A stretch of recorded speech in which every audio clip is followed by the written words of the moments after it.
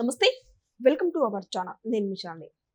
IPS అధికారి సునీల్ కుమార్ నాయక్ ముందస్తు bail petition AP హైకోర్టులో విచారణ అయితే జరిగింది.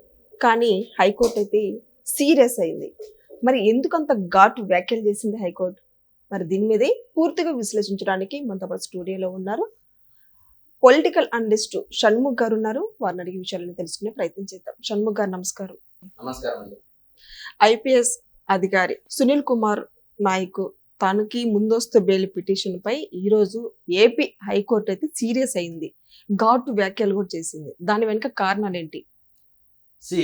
ముందుగా ఏపీ మాజీ సిఐడి చీఫ్ అయిన సునీల్ కుమార్ నాయక్ గారు మరి ఇంతటి స్థాయిలో పనిచేసినటువంటి వ్యక్తి ఒక పార్లమెంటు ప్రజాప్రతినిధిపై కస్టోడియల్ టార్చర్ కేసులో ఈరోజు హైకోర్టు చేత ఘాటు వ్యాఖ్యలు చేపించుకునేటువంటి పరిస్థితికి వచ్చారు అంటే మరి ఆయన చదువుకున్నటువంటి చదువు ఏంటి అనేది మనం ఆలోచన చేయాల్సినటువంటి అంశం.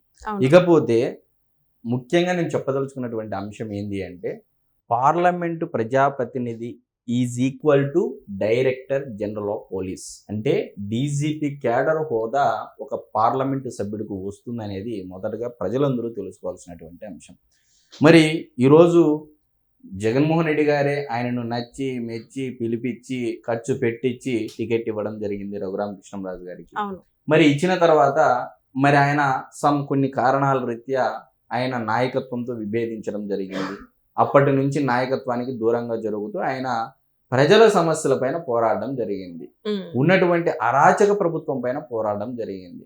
సో ఇప్పుడు దేశానికి సేవ చేస్తాం, దేశ ప్రజలకు సదా మీ సేవలో ఉంటామని చెప్పేసి ప్రమాణం చేసి వచ్చినటువంటి ఐపీఎస్ ఆఫీసర్లు ఈరోజు పిఎస్ అనేటువంటి స్టేజ్కి దిగజారారు అంటే ఖచ్చితంగా ఈరోజు భారతదేశ అత్యున్నతమైనటువంటి న్యాయస్థానం సుప్రీంకోర్టు కూడా ఒకసారి ఇలాంటి ఆఫీసర్ల పైన ఎటువంటి చట్టాలు తెస్తే ఒకసారి వారి యొక్క ఈ విధమైనటువంటి చర్యలకు మనము ముకుతాడు వేసినట్టు ఉంటుంది. సో దీనికి ప్రత్యేకమైనటువంటి చట్టం కూడా తేవాలని చెప్పేసి క్యాట్ అంటారండి.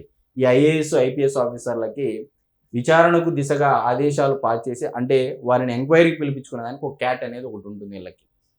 సో ఈరోజు వాళ్ళు కూడా చాలామంది ఐఏఎస్ ఐపీఎస్ ఆఫీసర్లు కొంతమంది అధికారుల ఒత్తిళ్లకు తలొగ్గి లేకపోతే రాజకీయ నాయకుల మెప్పు కోసము ఎంతకైనా దిగజారుడుతనంగా కొంతమంది బిహేవ్ చేస్తూ ఉన్నారు. అందరూ కాదు, కొంతమంది. సో ఈ కొంతమంది ఇలాంటి వారి కోసం ఈ రోజు ఒక పేద ప్రజలు కానీ ఒక రైతులు కానీ ఒక దొంగతనం చేసే వానికి పట్టుకొని వచ్చి వెంబడి స్టేషన్లు వేసేటువంటి పరిస్థితి.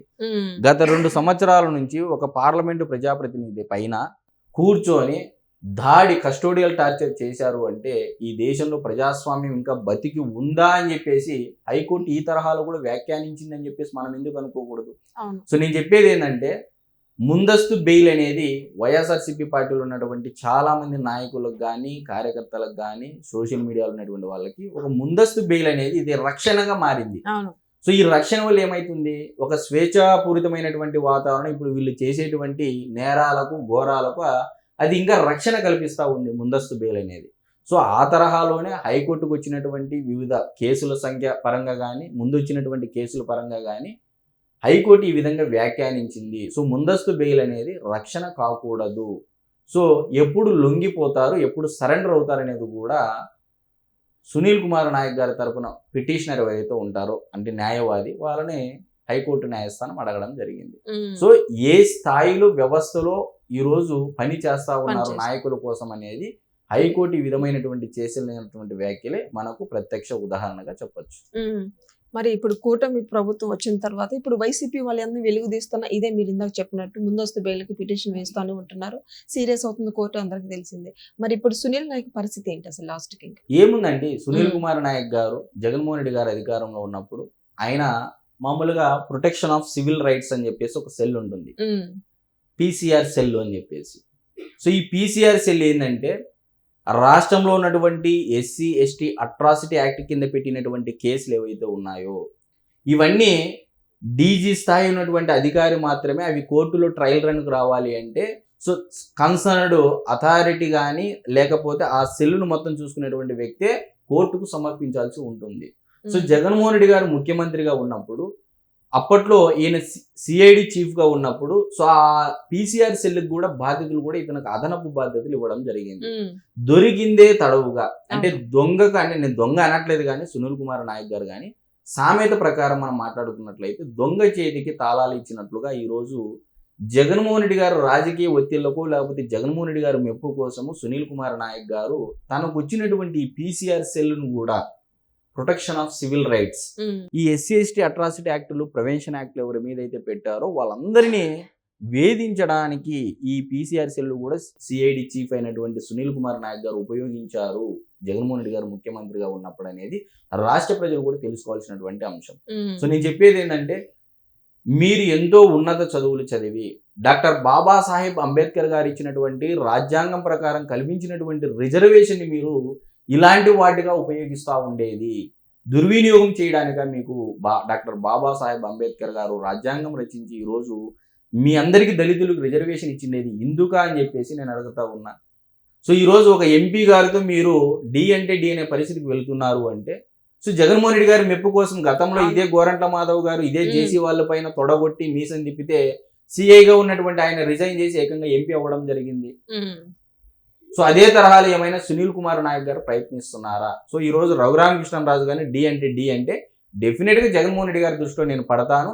పడితే అదే ఎక్కడైతే ఆయన ఎంపీగా పోటీ చేస్తాడో వచ్చే ఎలక్షన్లో ఏదైనా అవకాశం ఉంటే డెఫినెట్గా నాకు అక్కడ అవకాశం కల్పిస్తారా అనేటువంటి ఒక రాజకీయానికి ముందస్తు ప్రణాళిక భాగంలో ఇదేమన్నా చేస్తున్నారని చెప్పేసి కూడా చాలా మంది ప్రజల్లో చర్చ జరుగుతూ ఉంది. జగన్మోహన్ రెడ్డి గారు చాలా మంది అరెస్ట్ అయితే మీ అండగా నేనున్నాను నేను చూసుకుంటాను అన్నారు. మరి ఇప్పుడు సునీల్ కుమార్ నాయక్ కూడా అండగా ఉంటారా లేదా చేతులు ఎత్తేస్తారా? సో జగన్మోహన్ రెడ్డి గారు డిజిటల్ డైరీ డిజిటల్ బుక్ అని చెప్పేసి పెట్టడం జరిగింది. మీరు రాసి పెట్టుకోండి, నేను ఈరోజు చెప్తున్నాను. డిజిటల్ బుక్ అనేది అయితే చెప్పారో అదే డిజిటల్ బుక్లో ఉన్నటువంటి కేసును ఉపయోగించుకొని మరలా డబ్బు ఎలా సంపాదించాలి అనేటువంటి ఆలోచన జగన్మోహన్ రెడ్డి గారి పార్టీ చేయకపోతే ఆ రోజు నన్ను అడగండి మీరు. సో ఏదైతే సమస్య ఒక కార్యకర్తకు కానీ ఒక ప్రజలకు కానీ సమస్య ఎవరైతే డిజిటల్ డైరీలో నమోదు చేశారో వాళ్ళందరి రేపొద్దున పరిస్థితి చూడండి. వాళ్ళనే వాడుకొని వాళ్ళ సమస్యల ద్వారా డబ్బు ఎలా సంపాదించాలో తగుదైనటువంటి ఆలోచన వైఎస్ఆర్సీపీ పార్టీ చేయకపోతే ఆ రోజు నన్ను అడగండి. సో నేను చెప్పేది ఏంటంటే సునీల్ కుమార్ నాయక్ గారు మీరు ఈరోజు చూడండి జగన్మోహన్ రెడ్డి గారు కానీ దివంగత నేత రాజశేఖర రెడ్డి గారిని కానీ నమ్ముకొని ఎంతమంది ఐఏఎస్ ఐపీఎస్ ఆఫీసర్లు బలయ్యారు. ఈ రోజు గౌరవనీయులు ఆంధ్రప్రదేశ్ రాష్ట్ర ముఖ్యమంత్రి నారా చంద్రబాబు నాయుడు గారిని నమ్ముకున్నటువంటి వాళ్ళు ప్రజల కోసం వచ్చినటువంటి ఐఏఎస్ ఐపీఎస్ ఆఫీసర్ ఒక్కరిని చూపించండి అండి. జైలుకి వెళ్ళినటువంటి ఒక్క ఆఫీసర్ని చూపించండి. నేను స్ట్రైట్ గా అడుగుతున్నాను, ఒక్క ఆఫీసర్ని చూపించండి జైలుకి వెళ్ళినటువంటి ఆఫీసర్. ఈరోజు ఎంతో మంది సస్పెండ్ అయ్యారు. ఎందుకు, దేనికోసం? కాబట్టి ప్రజలు ఆలోచన చేయాలి అని చెప్పేసి నేను కోరుతా ఉన్నాను. Thank you. నమస్కారం.